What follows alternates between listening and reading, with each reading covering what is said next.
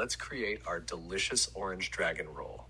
Start by spreading about 3 ounces of sushi rice over a half sheet of nori, then flip it. Layer on spicy tuna and cucumber. Roll tightly and gently by hand, ensuring the filling is evenly distributed.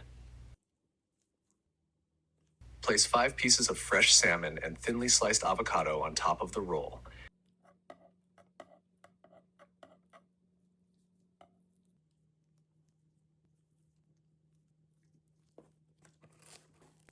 Use plastic wrap and a bamboo mat to shape the roll tightly.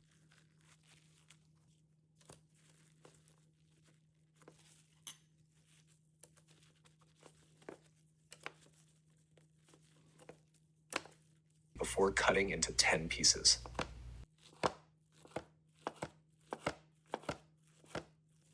After cutting, use the excess plastic wrap to cover the roll and reshape it again with a bamboo mat.